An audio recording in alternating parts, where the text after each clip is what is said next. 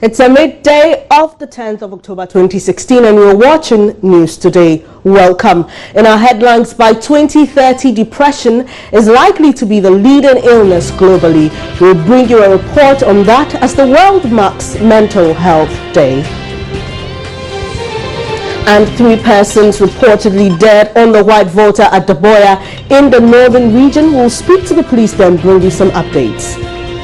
Also, we'll have behind the scenes from the NPP's campaign launch. Baba, Tando and Emmanuel will join in later with business and sports, respectively. We'll also have showbiz. My name is Benis Abubedu. Details in a moment.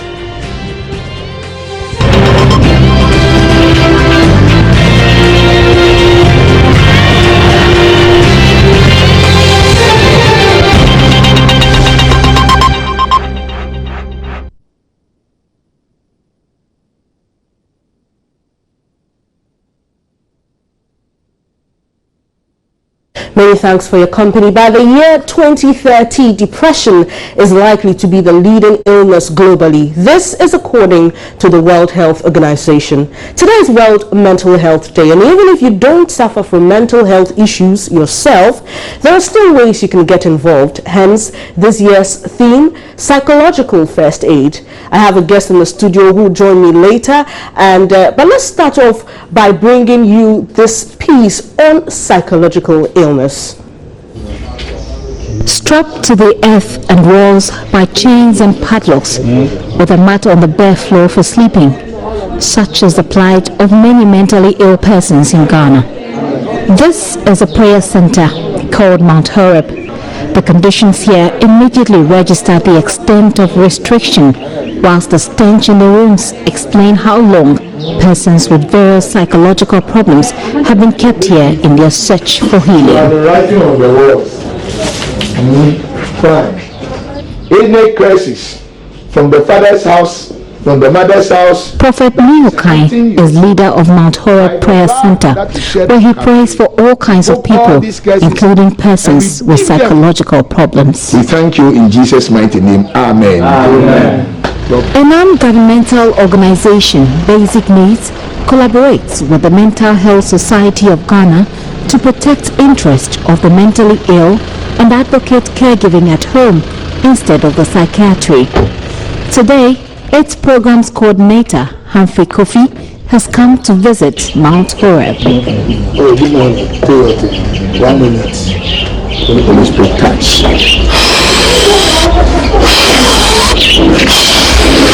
Jesus' mighty name. Holy Spirit touch. Holy Spirit touch. Holy Spirit touch. Humphrey is taking on a tour of the facility to interact with the patients. More than 130 people, both male and female, are currently housed here at Mount Horeb, some for as long as 10 years. Prophet Niokai shows Humphrey where the most violent people are kept and explains his healing approach. We tried by giving them injections that will make them become weak or sleep, so that we do our normal prayers. But at times the injection even makes it very worse. They become more violent. And so the best way to keep them is to put them in the chains. I think if we have very good support, we can have something that can confine them, or maybe one each in the confinement, and we do the prayers till they are healed. Fasting is also considered therapeutic. But are you fasting? And they say fasting. Okay, so you've been doing the fasting? I they do. Okay. But so first time I come, they buy my message with that. No, they buy cake for me. I don't be small guy where they Very good. Thank you so much. Right. The new mental health law passed in 2013 for the first time in Ghana, however, raises lawful questions about such healing facilities. We are going to scale up our work to ensure that we identify people that we can support within this community that have to a large extent been treated or have been cured or healed in a certain way that can be involved in the program that we are already doing, and provide some skill together with other related work to them when they are able to provide that.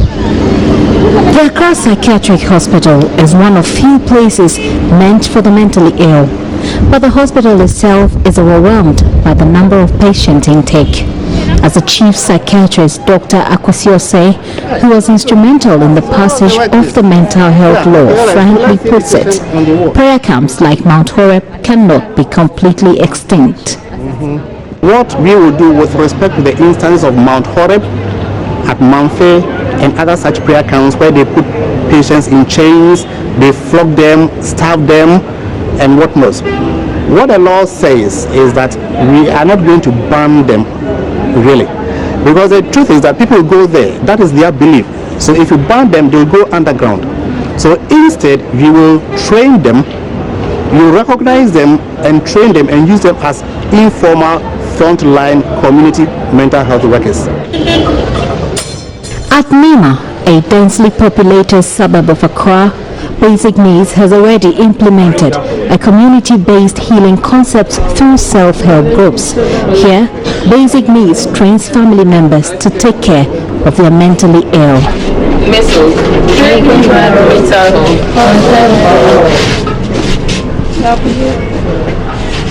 Mariam Salifu is a facilitator. Besides coordinating meetings among self-help groups, she pays regular home visits to the various caregivers and their mentally ill, who they call clients.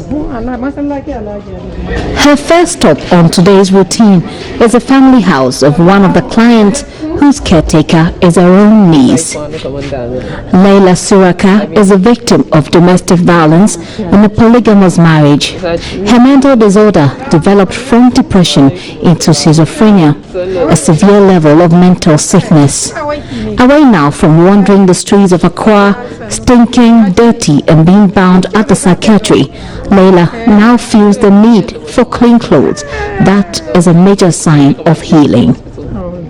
Shema is my caregiver. She escorts me to our meetings, monitors my drug intake, and that I eat well enough for the drugs to work effectively. She has been transformed thanks to the training her caregiver Shemao had from Basic Needs. If you have a family member who is mentally ill, first you have to show love to the person. Ensure that you have enough time for the person. Make sure that you go for his or her drugs, and ensure that the person takes in the drugs well.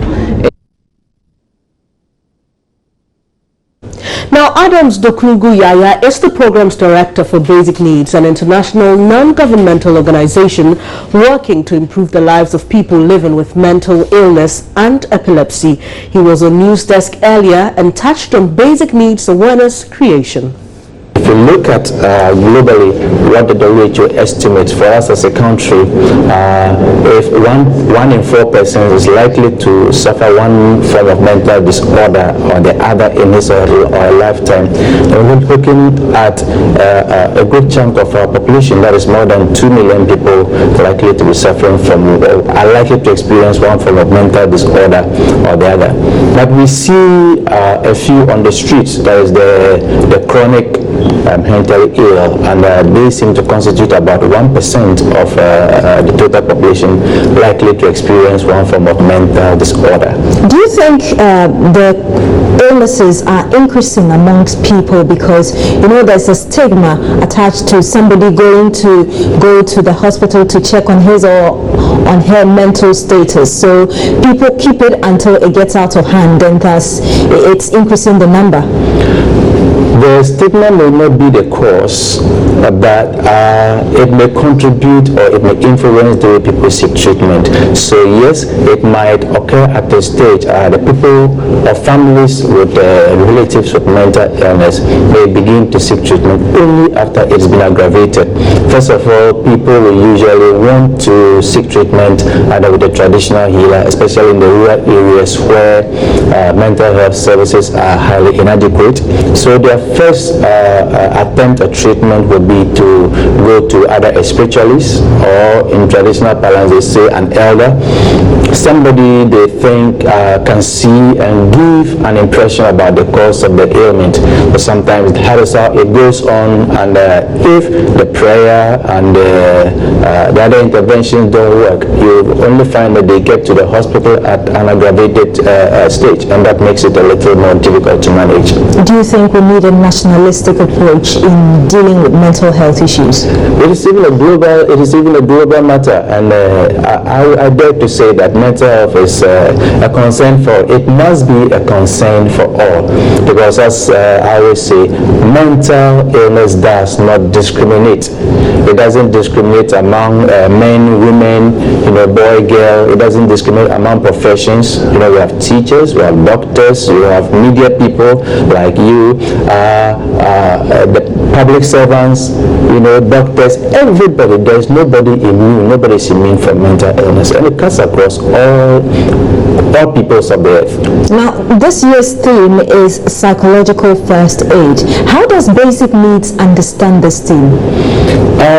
We think that mental illness need to be tackled, at the very onset, when it shows up, and we think it should be done at the lowest level of healthcare.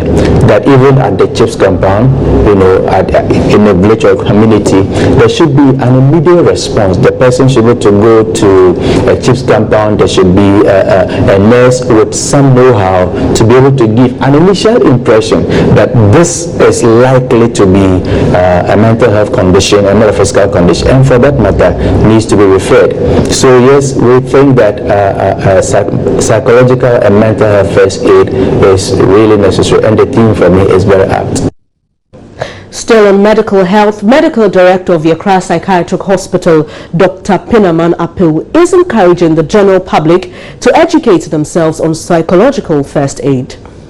What it is that the psychological first aid being given it's not necessarily let's say psychiatric health worker or a mental health worker who should give.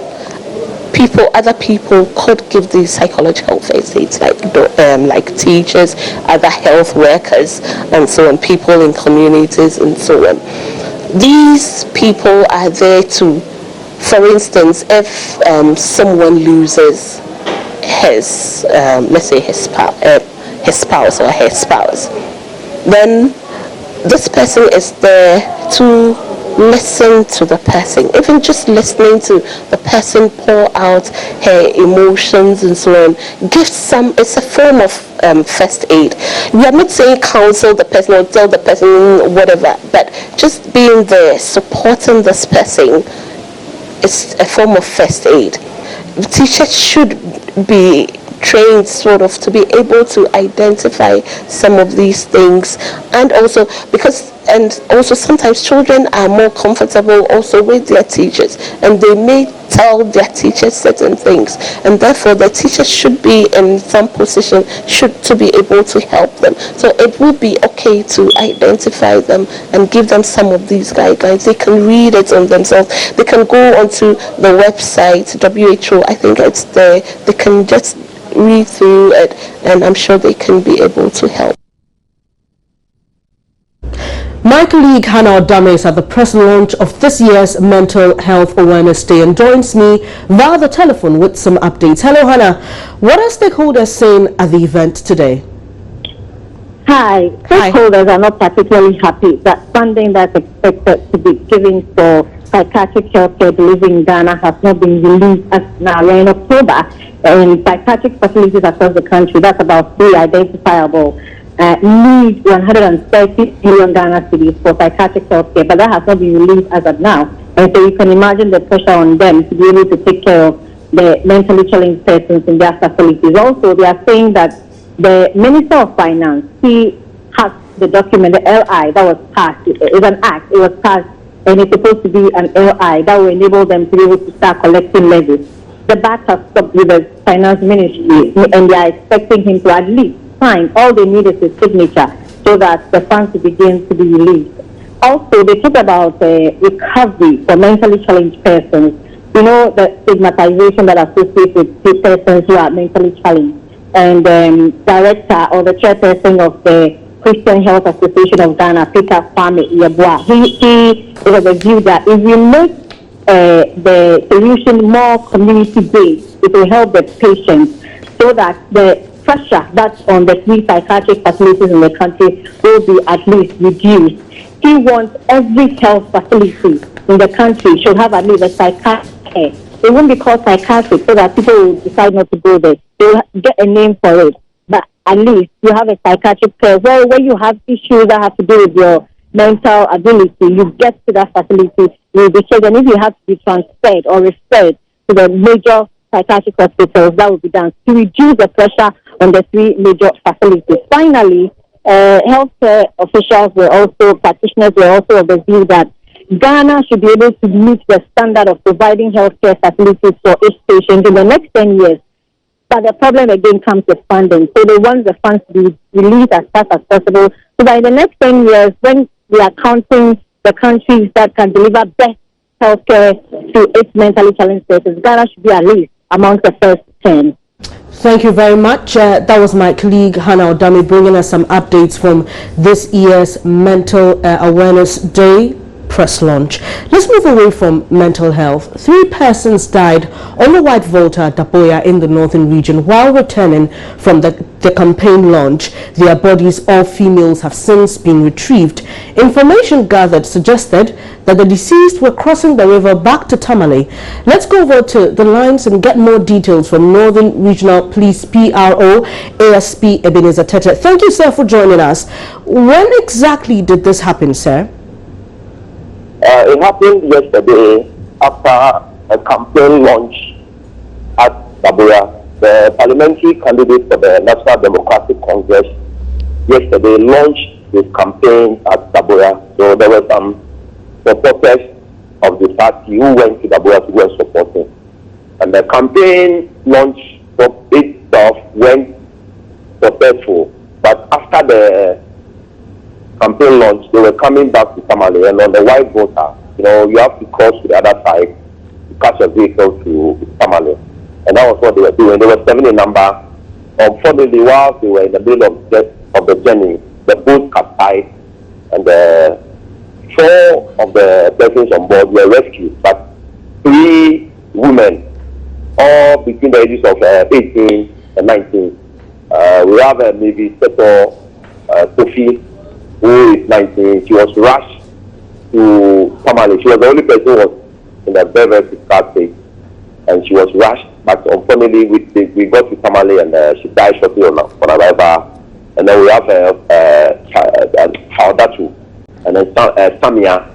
So the 2 are in Daboya now, but maybe Seto is in Tamale now at the Tamale Teaching Hospital Morgue, and we are frantically making efforts to have postmortem performed, especially on Samia and Haudatu because of their religion, so that quickly we can release the bodies to the families to be buried in accordance with Islamic tradition. But the families have been contacted, have they? Yes, we have contacted the family. All right. Thank you very much. That was Northern Regional Police PRO ASP Ebenezer Tete bringing us some updates of that rather tragic incident. You are watching Joy News today with me, Benes Abu Bedu. We'll take a quick break. We'll be back with more. Please don't go away.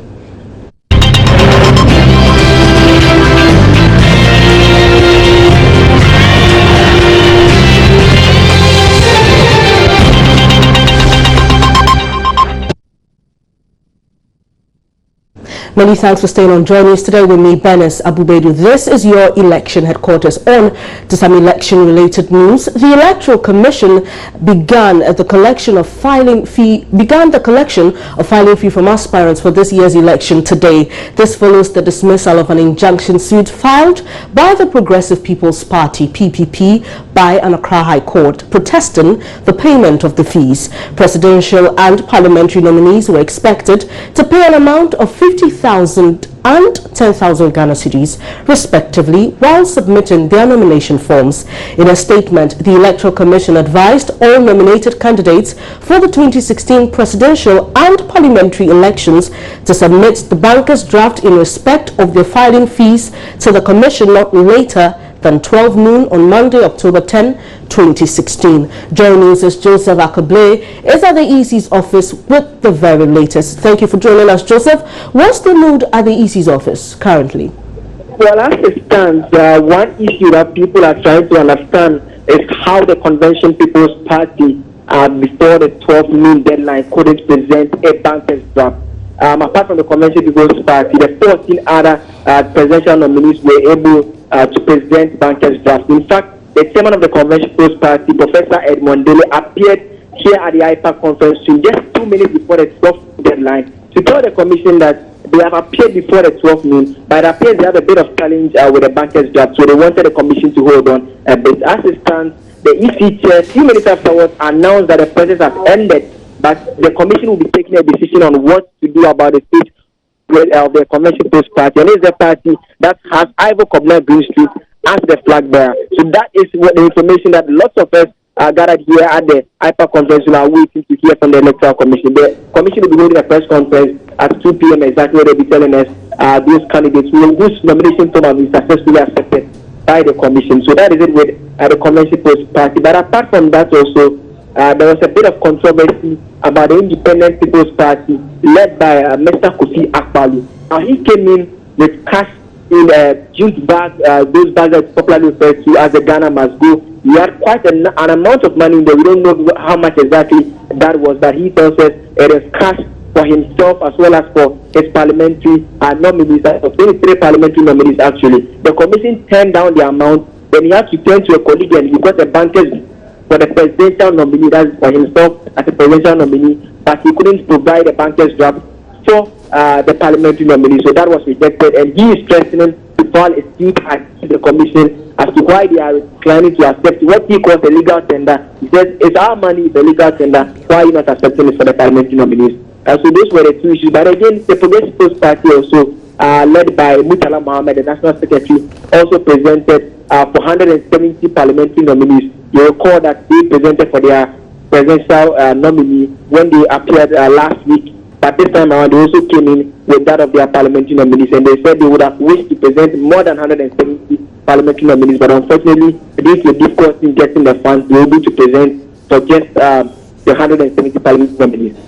Thank you very much. That was my colleague Joseph Akabley bringing us some updates from the EC's office here in Accra. Let's go over and speak to Eric Jakpasu. He's the EC's head of communication. Thank you for your time, Mr. Jakpasu. Yeah, good afternoon. Good afternoon. Now, it's some few minutes past 12. I presume you're no longer taking filing fees from the aspirants. Thank you very much. Yes, after 12 o'clock, the returning officer in the person of Madam Chairperson announced that he has finished receiving the filing fee, and that commission is going to go into a meeting, going to decide, and at 2 o'clock there's going to be a press briefing on the entire nomination process. We hear the CPP has a peculiar issue with regards to their draft, and how's that problem being tackled?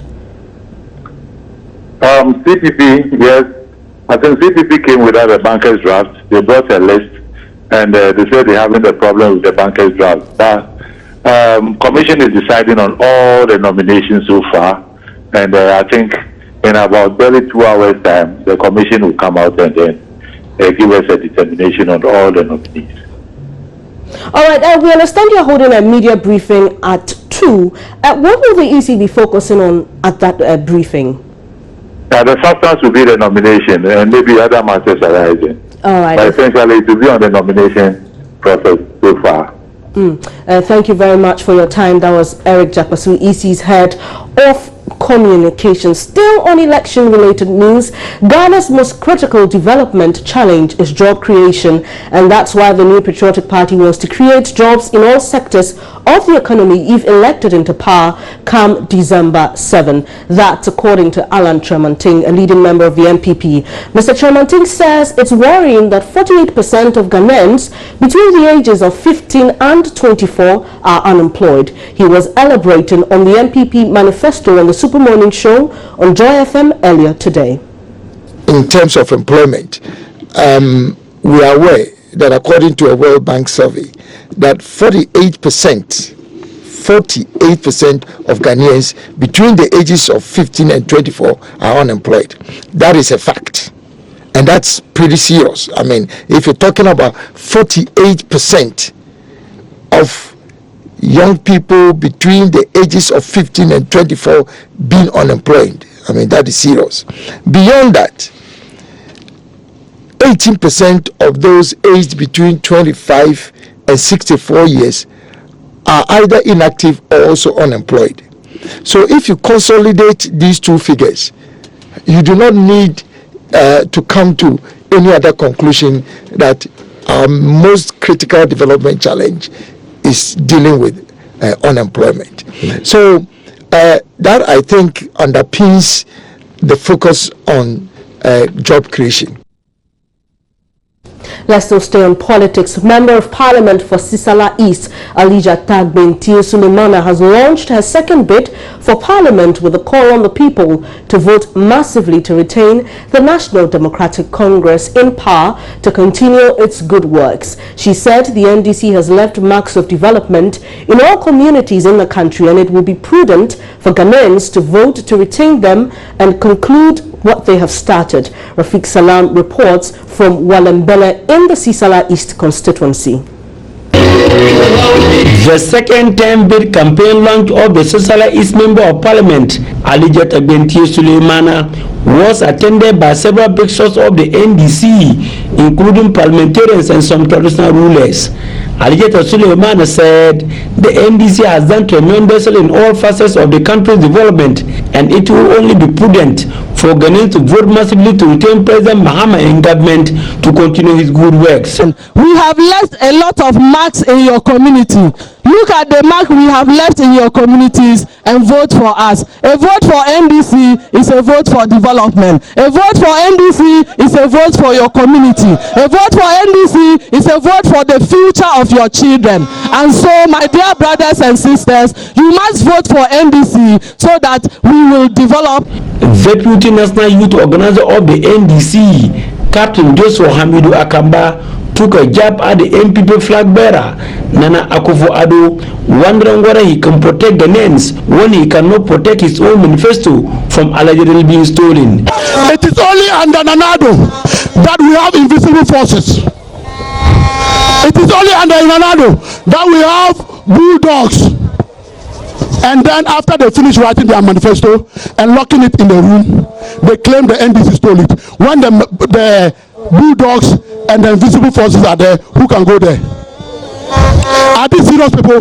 The government is for you and me. If you want the future of this country, please, let us put everything aside. Let us stop complaining and go in and vote for His Excellency John Dramani Mahama and vote for all our candidates to join him to Parliament. Minister for Public-Private Partnership, Dr. Rashid Hassan Pilpu, urged the people to see the candidature of Alija Sulemana as one that represents the entire region, because she is the only woman out of the 53 people that have filed to contest for the December polls. Reporting for Joy News, Rafiq Salam, Walembele. Now, if you were not at the new Patriotic Party Manifesto Launch yesterday at the Trade Fair Center, you possibly missed out on the behind-the-scenes of the launch. On the main stage, it was all speeches and campaign chants.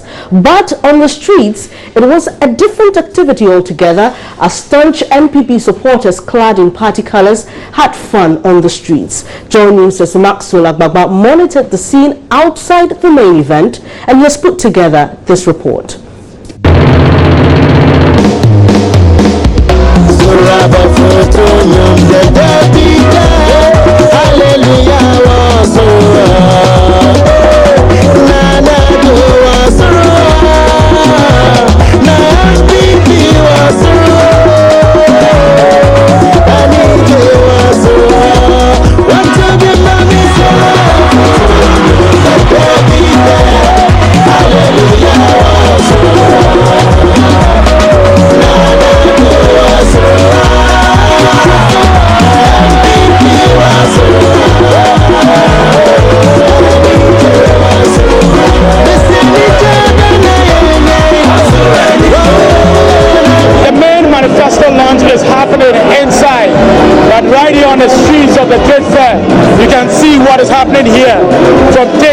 music to the people line up at the various drinking spots and pubs. We're having a lot of fun. They came in their numbers, thousands of them dressed in their party colors. They defied the early morning rains in Accra to make it to the grounds of the Manifesto Launch. They left no stone unturned and rehashed their commitment for the party. Drivers had a difficult time driving through the thick crowd. We are here at the Trade Fair Center in Accra. The traffic situation in the Trade Fair Center is huge. It's bumper to bumper traffic right now. A lot of supporters of the New Democratic Party are gathered here showing solidarity and their unflinching support to their party. We have some personnel of the Motor Transport and Traffic Department also here trying to manage the situation. It looks like a difficult start for them right now. Now, these taxi drivers are finding it very hard with all these supporters gathered here. They are finding it very hard to move their cars.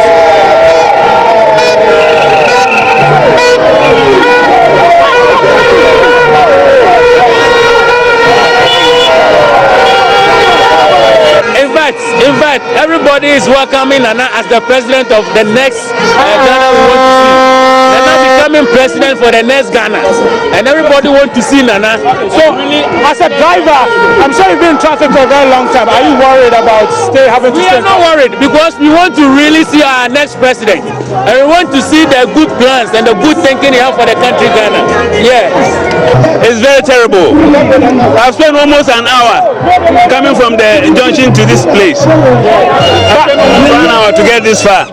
The situation demands that we have to be patient. So I am patient. For some of the women here, it was time to make money. It's still the NPP Manifesto Launch, but here on the sidelines and on the streets of Trade Fair, this is what is going on. Brisk business, all kinds of party paraphernalia. If you need them, you can get them here. From headscarf to vuvuzelas to party t-shirts. It's brisk business going on here at the Trade Fair. Business copper! The business is good today. We can't even count all the money. Business is good today. On a normal day, I do not make sales like this. The event here has boosted my sales. I wish they will come here every day.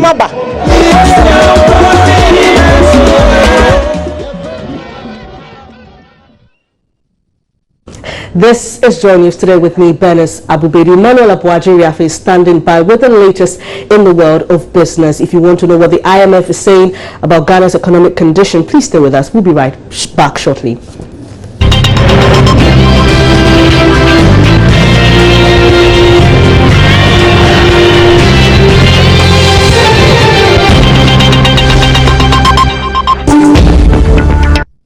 Spokesperson for Trade and Industry for the NPP, Alan Chairman-Ting, has emphasized the need for aggressive policy interventions to support small and medium-scale enterprises in the country. According to him, SMEs are the center of push for industrialization, and they must be empowered to improve upon their competitiveness. Speaking on the Super Morning Show on Joy FM earlier today, Mr. Chairman-Ting said access to finance and cost of capital remain the critical challenges that must be addressed. Access to finance, both in terms of medium, long-term access to finance, and then also the cost of finance. You know currently that interest rates are hovering between 30 and 35%. Now, for smaller companies, let's say the micro enterprises who access financing from, like say, microfinance institutions and from money lenders, you're looking at rates well over 50 to 70%. So obviously, if you are serious about supporting the growth of small and medium enterprises and micro enterprises, and you've identified the cost of capital as a major challenge, then you need a policy intervention to address that. So that's with finance. And then we looked at the issue of inadequate supply of raw materials. You know, most of the industries and factories that we think would transform our landscape, industrial landscape, will be in the area of agro-processing. So it is not just a question of setting up a factory.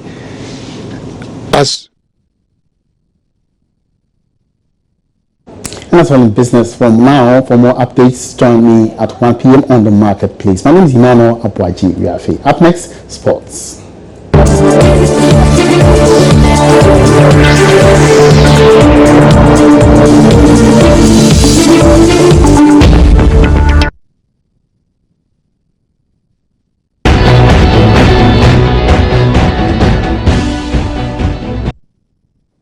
Hello there, good afternoon. My name is Baba Tanda. Let's talk sports right here, right now. And the Black Stars have arrived in South Africa for an international friendly against the Bafana to be played tomorrow, October 11, after last weekend's World Cup qualifier against Uganda. Now, 18 out of the 23 players who were in the squad that drew goalless with Uganda on Friday traveled to South Africa with Coach Evan Grant and the rest of the technical team. Joy Sports Benedict also traveled with the team to South Africa, and he joins me on phone.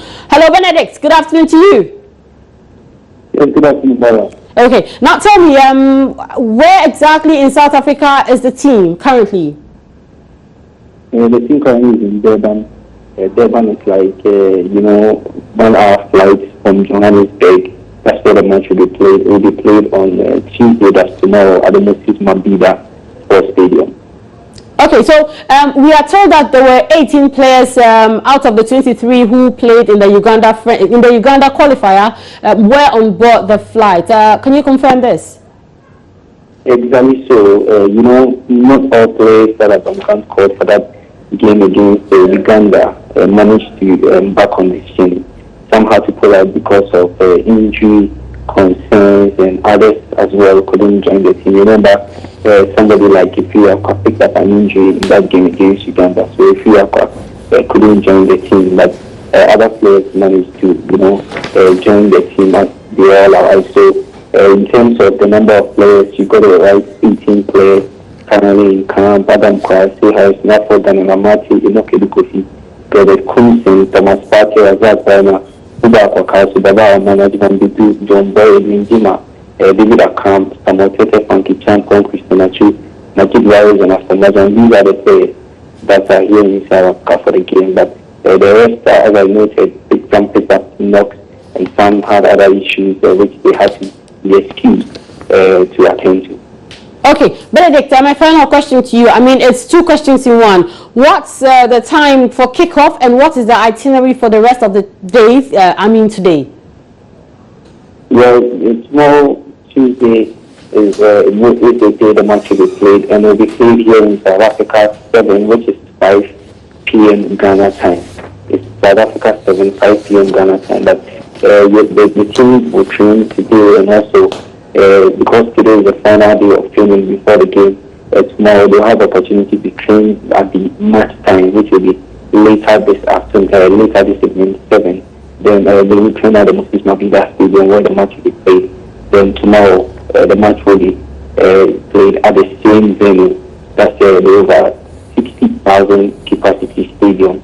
A stadium that was built during the 2010 World Cup, which they kept very, very well, and it's so nice and amazing to see that facility. That's where the game will be played. But when I was mentioning the players that made the trip, I forgot to mention the ones that couldn't join the team here. So the players that couldn't join were Jonathan Mensah, Jordan Ayew, and Aremeyaw. They couldn't travel with the team due to injury.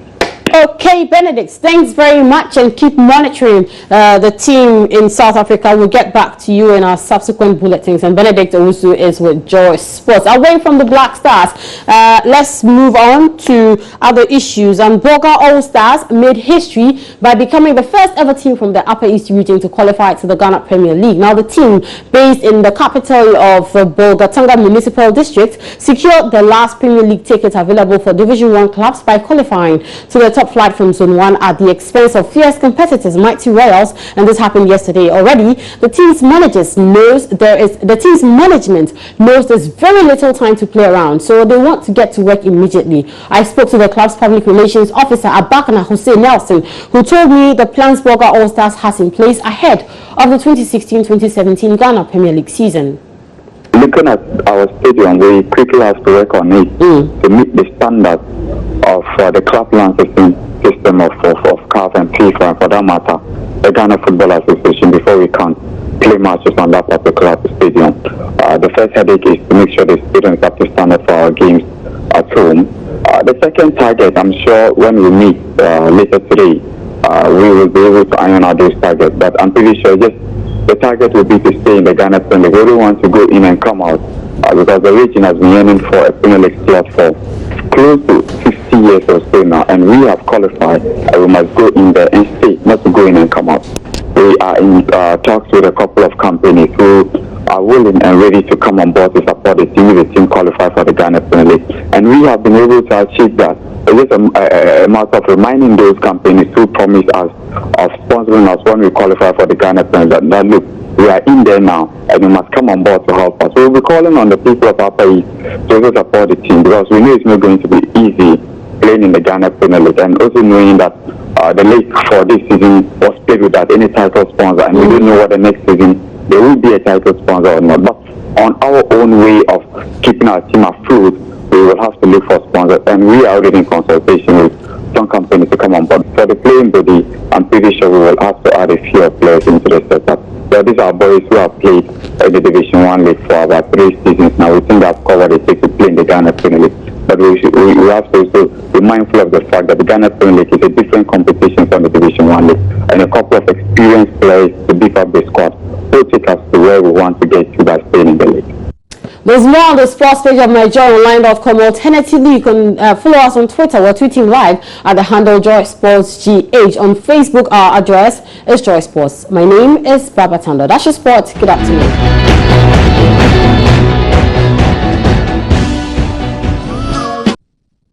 Good afternoon. Time to get some updates in the world of entertainment. Now, ahead of the 2016 elections, dancehall act Stonebwoy held his peace concert at Ashama and Sakasaka Park over the weekend with thousands in attendance. BVIP Samini, Sarkodie, Kwakese and others defied the rains to thrill patrons. Stonebwoy believes that this concert will achieve the peace needed during these elections. Like the whole time, the sound was. I think this is the first of its kind, and you can attest to that. An outdoor show, and it rains continuously for like 2 hours, and the numbers of peace we are all looking for during these elections. Do you think that this particular peace concert will achieve that maybe in Ashama? Long time, because you know, Ghanaians, we have a record of peaceful elections, so why not? If we have records and done it before, we can do it again.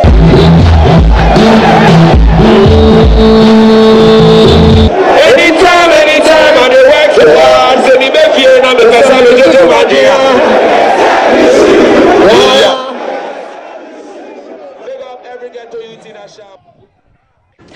Now, at the same event, some acts, including Yapono, Kwakese, and others, gave fans and all Ghanaians their peace message. That's what we're here for, you know, representing for Stonebwoy. He's doing his thing, and we have to be here to support. And this is it. This is actually, it's not just for him, it's for everybody in the country, you know. Peace, that's what we need. So anything that's positive, we have to support. So we're here to support. Big up Big Nation. Big up. Eat good food, make sure you are healthy, you know. It's good to keep your health and some advice, you know. And we wish for peaceful election, you know what I'm saying? Whether NDC, NPP, CPP, TTT, whatever, you know, we are the same people. This is entertainment. Everybody who loves entertainment love life. If you love life, peace is it. Let peace prevail, you know. This election is about giving somebody's father a job while you are jobless, you know. So if you're going to do that in peace. Don't fight. So I wish everybody the best. That'll be all for entertainment here on Joy News today. My name is Becky. Enjoy the rest of our programs.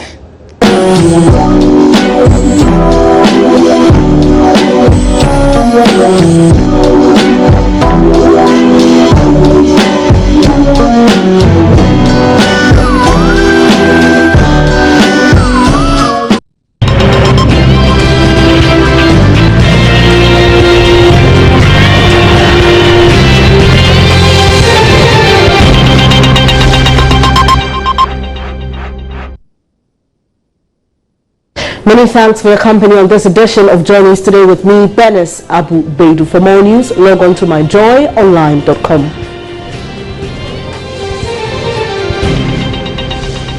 Your comprehensive business program, The Marketplace, is up next. Do have a great day.